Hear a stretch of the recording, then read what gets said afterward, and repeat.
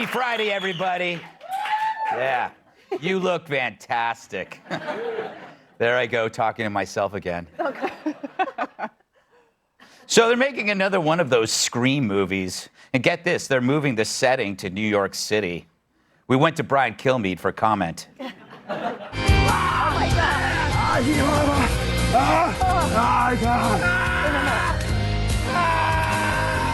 Something clearly is wrong with him. I mean, other than his personality, looks, and career choice. But according to one cast member, setting the movie in this city will make it 20 times more mortifying. Yeah, no. All you got to do is turn the damn camera on and point it down any street. And if there isn't a burning Fox News Christmas tree in your way, and just hope that someone doesn't beat you senseless and steal your camera before you're done. So how is New York lately? Well, you got machete attacks. You got gangs on dirt bikes robbing people in daylight. You got strung out homeless. And that's just in Kat's apartment. You got sickos shoving people in front of trains. You got transients clobbering the elderly. You got Jesse Waters hanging out on 6th Avenue hoping you'll recognize him. Ugh. Don't give him money or he'll give you a copy of his book. Disgusting. So these days, do you really need to set a horror movie in New York City? Especially Scream?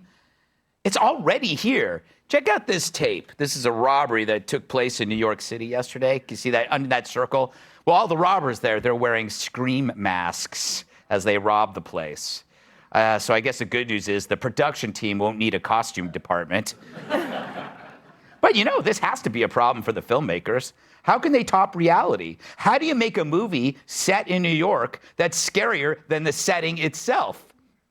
You know, it's like opening a Domino's in Rome.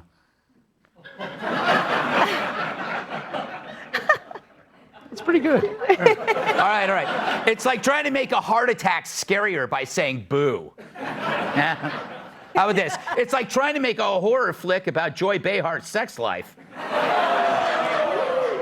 See, my point is, it's scarier in real life. I should have led with that one.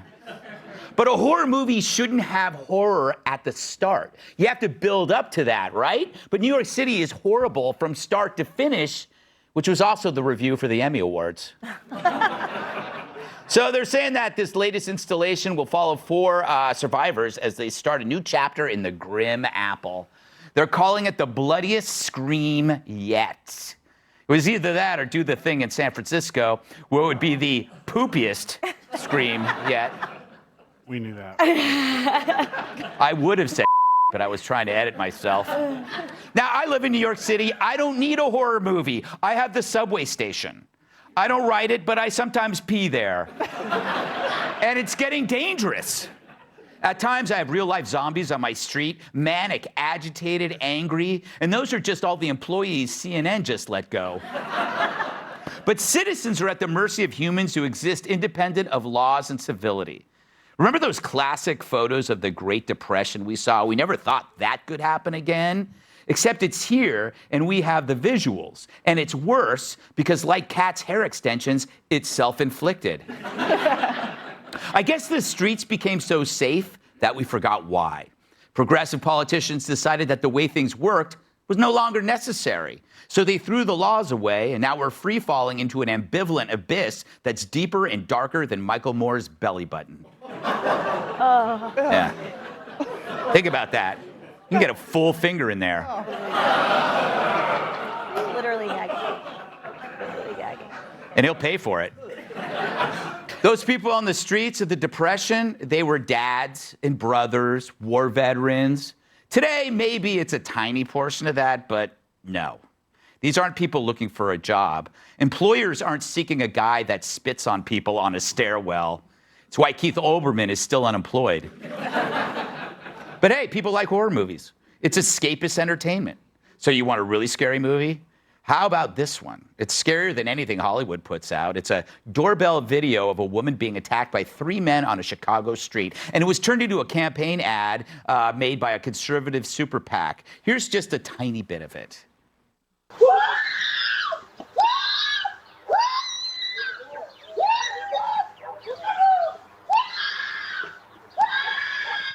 Now that's a horror movie. The only difference is there was nobody there to yell cut to end the scene. And it's upsetting all the people you'd expect. The media and Democrats, for example, don't like it when you show them the results of their disastrous ideas. In fact, they're more upset about the video than the crime itself. Maybe they'll try to censor it and call the makers terrorists. And why? Because every time you point out crime, you're pointing out how these liberal mayors have failed you. And that they have no solutions other than hiring their own private security. They'll make a federal case over pronouns while dropping attempted murder cases to misdemeanors. The governor called the ad disgusting. And why? Because it's real, and politicians like him aren't. They prefer rhetoric, symbolism, and empty phrases like the soul of America, the big lie, threat to democracy, and my favorite, dog-faced pony soldier. But that video is reality, and it's time reality took the wheel from the fantasists who think the real dangers are moms at school board meetings or truckers in red hats. It's funny you don't see them on that doorbell cam. Of course, left-wing groups claim the ad uses victims as political pawns. Yeah, because it's not like they did that with George Floyd or Michael Brown. Fact is, Democrats exploit more victims than personal injury lawyers. Sorry, Emily. Remember the line, never let a crisis go to waste? It was first said by Rahm Emanuel and later Nancy Pelosi's plastic surgeon. But only liberals can exploit a crisis since they're the ones creating them. So yeah, that ad, which was played during a Bears game, it shocked viewers.